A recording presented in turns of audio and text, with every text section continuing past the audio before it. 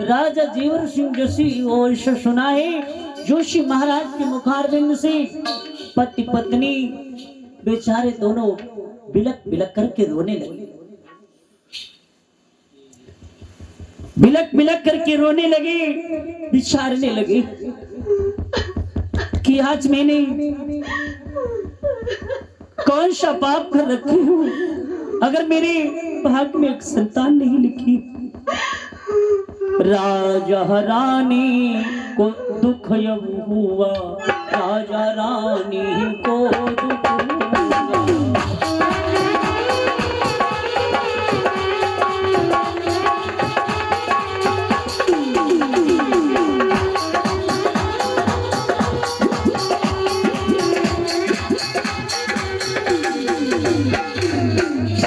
राजा रानी को दुख हुआ।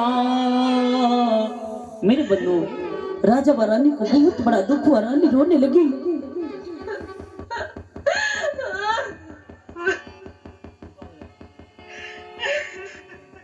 रानी रोने लगी मेरे बंधु। जोशी महाराज कहने लगे, धैर्य धरो महारानी आज, धैर्य धरो महारानी आज।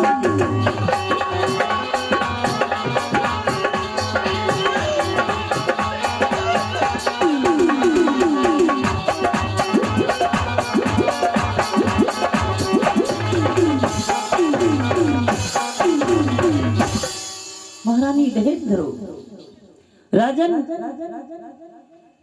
नौलख के बाप के ब्याह के लिए अपने इस नगर ददरेवा में जितने भी नगरवासी हैं, क्षेत्रवासी, सभी को बुलाओ और सभी को लेकर के उस नौलख के बाप के ब्याह के लिए चलो।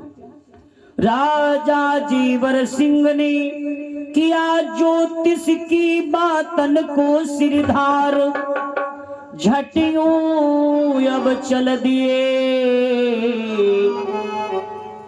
मंत्रीवर तत्काल।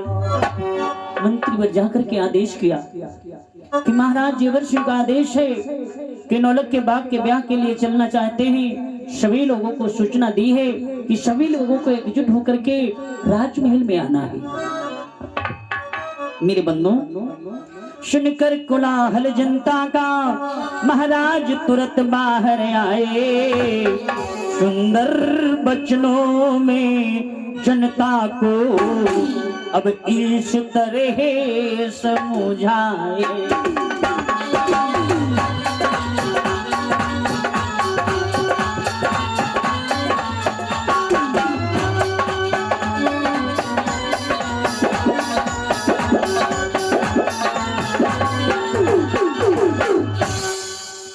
इधर मेरे भैया सभी अपने हितैषी प्रेमी मित्रों, नगरवासियों, क्षेत्रवासियों से हाथ जोड़ करके राजा जीवन सिंह बतलाया कि प्यारे बंधुओं, माँ बहने, ध्यान पूर्वक सुनो वचन, थोड़ी ही देर शांति रखिए, चलना है साथ साथ उपवन। उपवन माने बाग को। मेरे बंधु, नौलख का बाग का उद्घाटन करवाना है। लगवा कर भोग उमापति का प्रसाद आदि पट वाना है। जैसे ऐसा सभी लोग सुने हैं, प्रेम पूर्वक से मेरे बंधु शांत हो गए। सज धज राजा महारानी महलन से अब आए।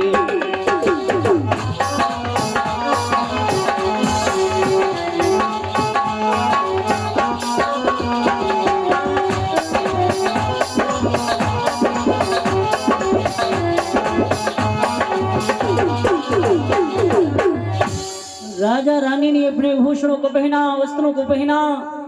शाही वस्त्र राजा जेवर सिंह ने पहन लिया, सुंदर से भूषण गहने माता बाछल पहन लिया।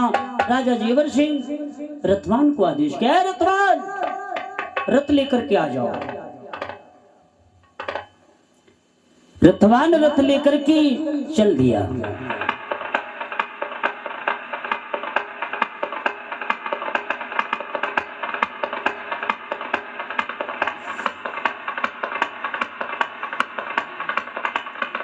रथ राज महल पर आ गया।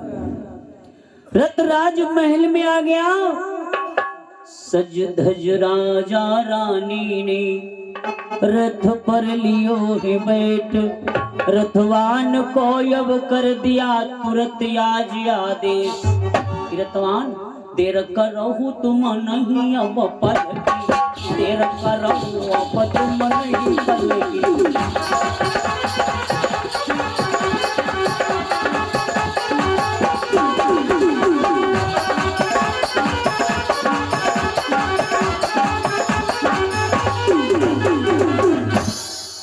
देर करो तुम नहीं बल्कि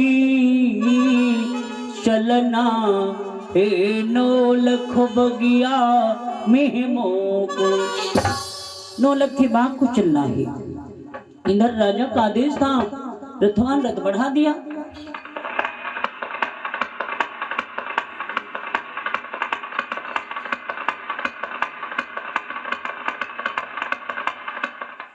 जब रथ बढ़ा, इधर माताओं ने 2 लाइनों में बड़ा सुंदर गीत गाया। क्या गाया? कि अब धीरे धीरे, कि अब धीरे धीरे रथो राजन आगे को बढ़ाओ।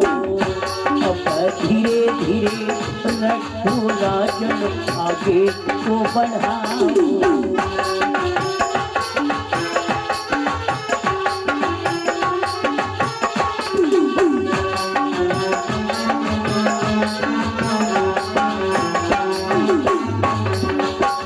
आगे आगे राजा चल, आगे आगे राजा चल, पीछे से परिजा भजन जाए। अब पीछे से ले परिजा भजन जाए।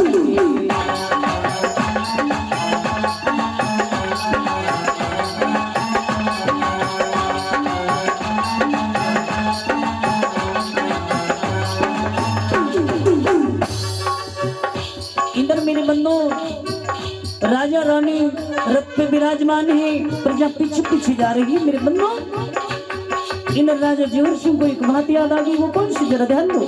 राजा जेवर सिंह ने एक धावमान को आदेश किया कि धावमान, मेरे पिता व मात व मेरी बहन मार्ग में है, कुछ लोगों ने लेकर के आओ। रथवान इसी जगह पर ठहर जाओ। रथवान उसी जगह पर रुक गया। रथवान उसी जगह पर ठहर गया।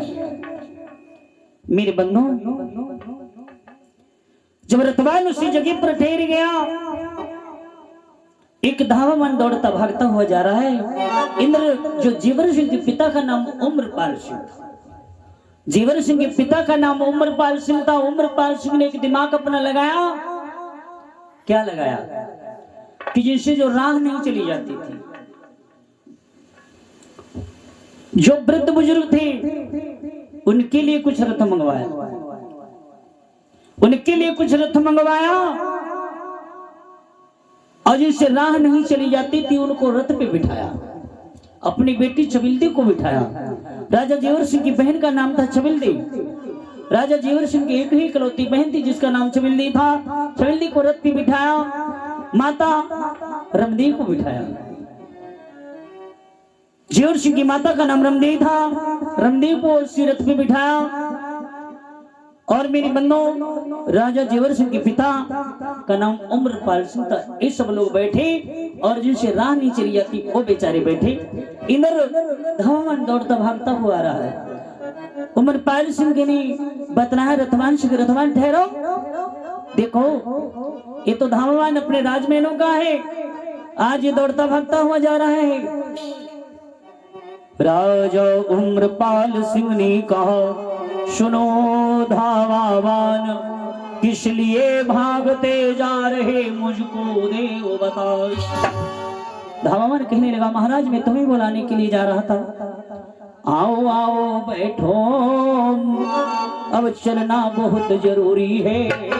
आओ आओ तुम अब बैठो, चलना बहुत जरूरी है।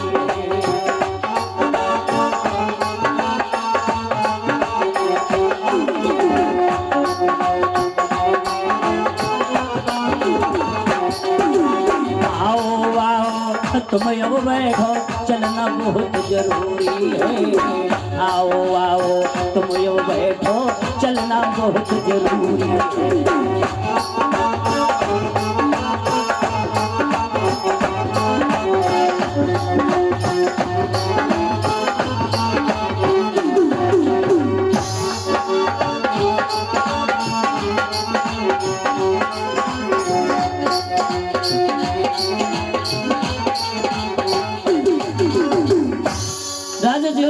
ऐसी बात को सुना, राजा उम्रपाल सिंह ने रथ को आगे तेजी से बढ़ा दिया। इस भांति शीघ्र ही पहुंच गए सभी एक जगह पर। आज जाकर सुत जीवर के समीप निरप उमर जी पहुंचे। आज जब राजा जीवर सिंह के समीप उम्रपाल सिंह मतलब जब पिता पहुंचे हैं, रतवान से कहा रतवान ठहरो।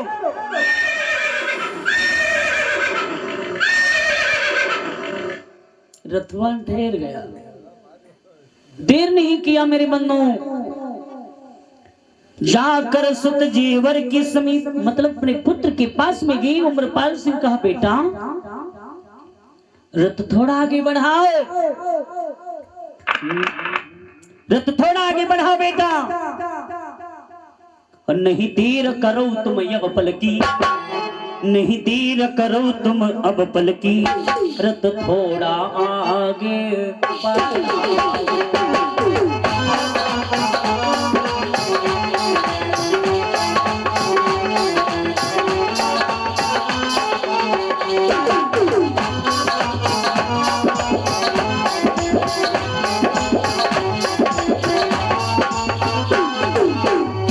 बेटा देर क्यों कर रहे हो, रथ आगे को बढ़ा दो।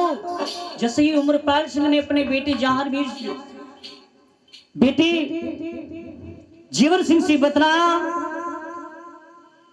पिता की बातों को सिरधार किया। मेरे भैया सुभाष जी, पुत्र जो अपने पिता की बात मान जाए, समझ ले वो सर्वगुण संपन्न हुई, कोई प्रकार का कष्ट नहीं रही। और जो ना मानी बप्पा के बात तो भीख मांगी। क्यों? सारी जमीन यथा बप्पा करे नो करी होगा, अलग रहो दो जने, बाद में हले पकड़ना भाको। इधर मेरे भैया राजा जो जीवर सिंह थे अपने पिता की बातों को सिरधार किया। मेरे बंधु रथ आगे को बढ़ा दिया। रथ जब आगे को बढ़ाया है, फल फूल बाग के चखने की, फल फूल बाग के चखने की जन जन की इच्छा करती।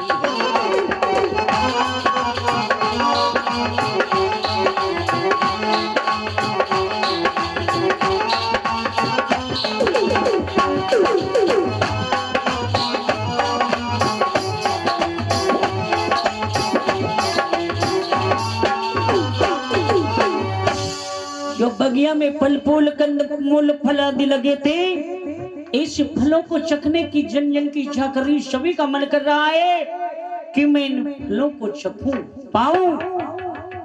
मेरे बंधु इस भांति उतर करके रथ से नृप जीवर आगे को ही बढ़े। पुष्पों की मधुर सुगंधी से जन जन के मन मुस्कुराते हैं। सभी के मन मुस्कुरा रहे हैं। देखा नौलखा बगिया तो शोभा से अजब निराली है, शोभा से अजब निराली है। मेरे बंदो फले और पुष्पों से हरी भरी नौलखा की हर एक डाली है, हर एक डाली फलों से भरी है मेरे बंदो। वृक्षों पर बैठे पंछीगण, ध्यान दो, वृक्षों पर बैठे पंछीगण मनमोहक बोली बोल रही।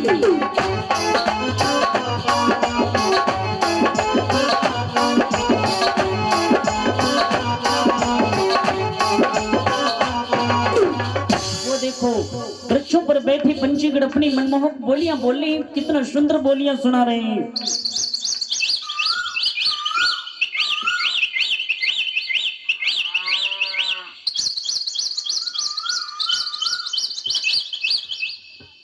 इंद्र मेरे बंदो, इस बोली को सुन करके जन जन के मन मुस्कुरा रहे हैं। सबसे पहले राजा जेवर सिंह ने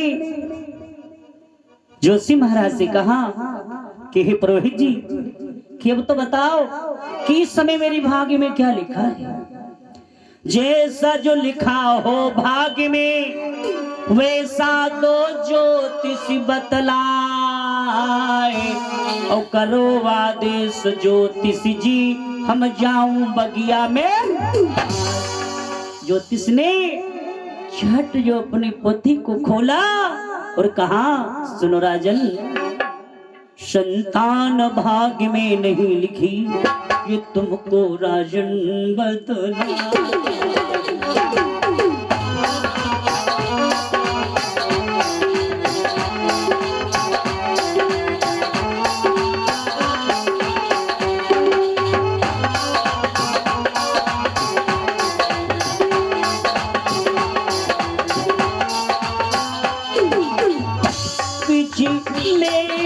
जन्म की महारानी, पिछले वो जन्म की महारानी, मालिनी की ये लड़की थी, गई फूल लेने को, गई फूल लेने को, कोयल के अंडे तोड़ा था।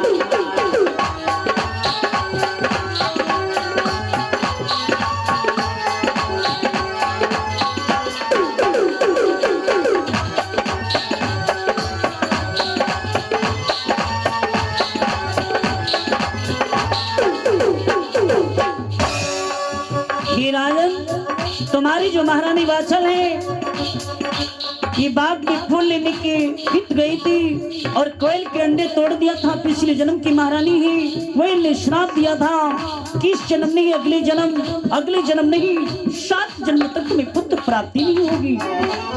वही श्राप वो है मेरे राज, वही श्राप वो है मेरे राज।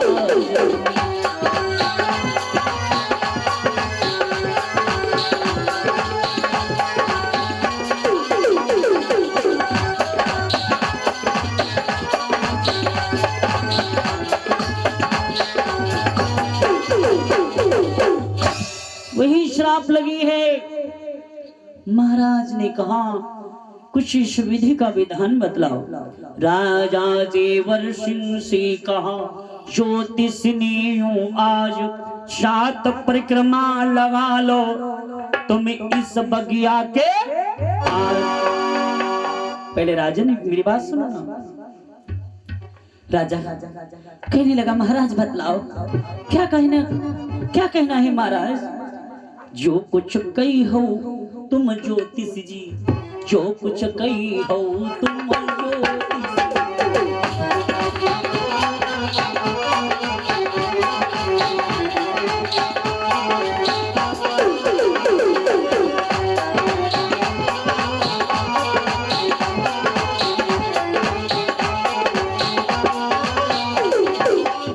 ज्योतिषी महाराज जो ही कहोगे उन बातों का सुधार करूंगा, आपकी आज्ञा का पालन करूंगा। ज्योतिषी महाराज मेरी भाग्य की सराहना बस हो जाए, मेरी भाग्य की सराहना हो जाए, मेरे कुल का चिराग जग जाए, बस यही मेरे एक मन की हार्दिक इच्छा है ना।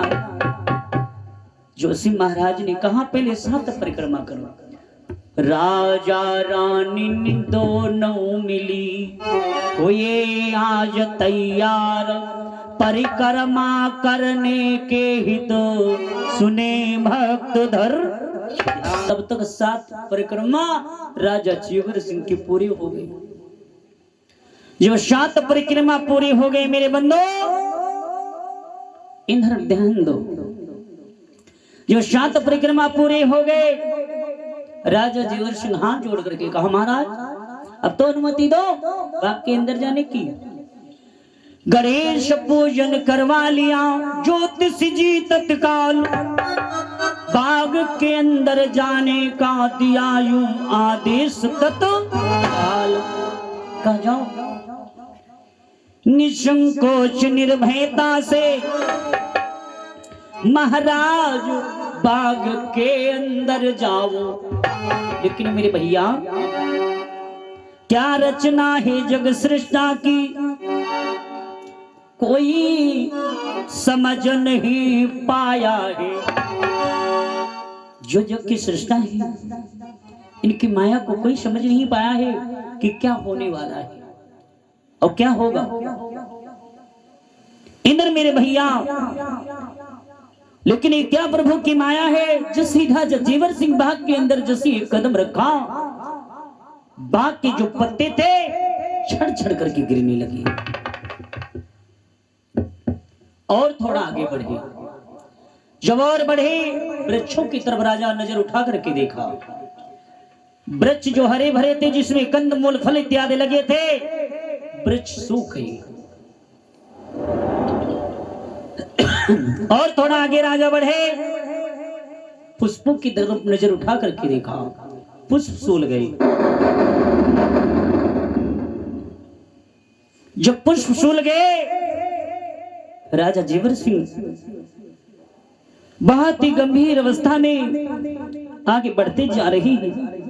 जो जो नौलक पतिझर हो त्यों तो राजा का मन रोता है।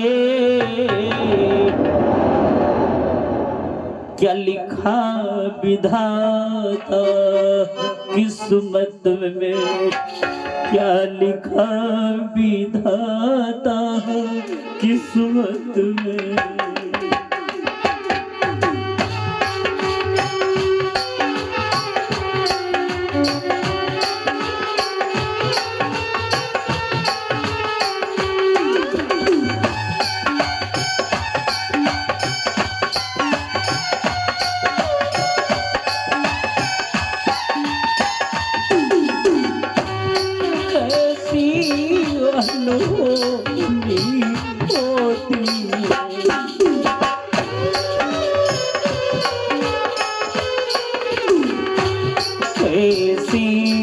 अनूठी बातें मुझको देखने को मिलती।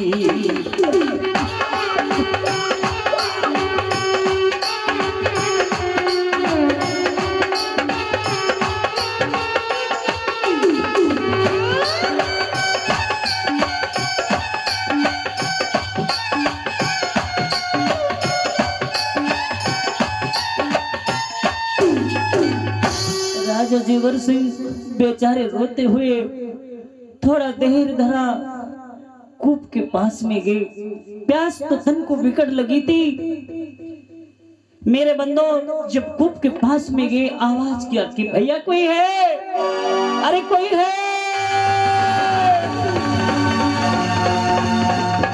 अरे कोई है तो मुझे जल पिला दो, मेरे भैया मुझे जल पिला दो, कोई है। जब ऐसी आवाज को राजा की सुना है, मेरे बंधु राजा जीवर सिंह की इसी आवाज को जैसी सुना है, मेरे भगवत प्रेमियों दौड़ करके एक धावावान आया है। कूप में कमंडल डाल करके राजा के लिए जल निकाला। कूप से जल खींचा, जल खींच करके राजा को पिलाया। राजा की जैसी छत्र छाया पड़ी, जलखारी हो गया, मीठा जलखारी हो गया। राजा जेवर सिंह का कि पहले किसने पी कर देखा, कोई तो आके बतलाओ, पहले मीठा था या कड़वा, पहले मीठा था या कड़वा।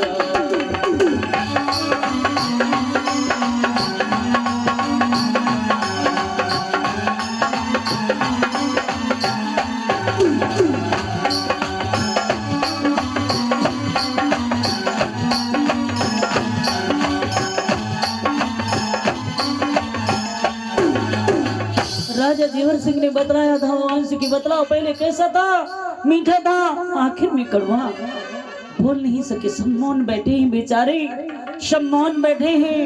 राजा जेवर सिंह अपने मन में इस बात को धर लाया कि निर्बंसी होने का कारण, निर्बंसी होने का कारण राजा मन में धर लाया है।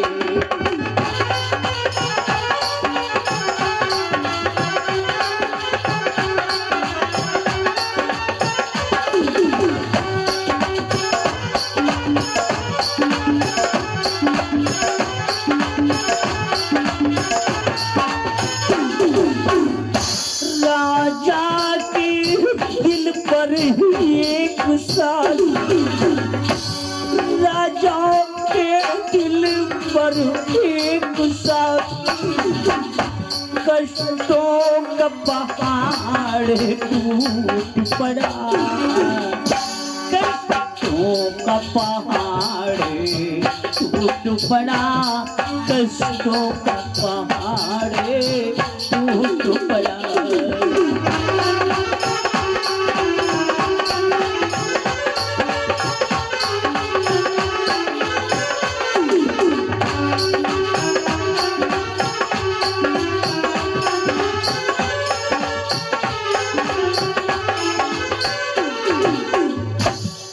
जब राजा जेवर सिंह धरण पर गिर गए, महारानी जब अपने पति को धरण पर गिरा देखा, नैनन भरी अब नीर रोई गई महारानी। राजा दुखी रानी दुखी प्रजा दुखी भई है आज। राजा भी दुखी है और रानी बाछल भी दुखी, और जितनी राजा जेवर सिंह की प्रजा थी वो भी दुखी। राजा दुखी, रानी दुखी, प्रजा दुखी, सभी अपने मूल निवास पर आ गई। राजा जेवर सिंह ने करवायो 9 लखे बाव का ब्याह, फिर भी किस्मत नहीं जग पाई, सुनो भक्त धर। राजा गंभीर अवस्था में दुखी होकर के अपने घर में आ जाता है। इसके आगे की कथा कल दोपहर बेला ठीक समय 1 बजे से 4 बजे तक श्रवणपान करेंगे।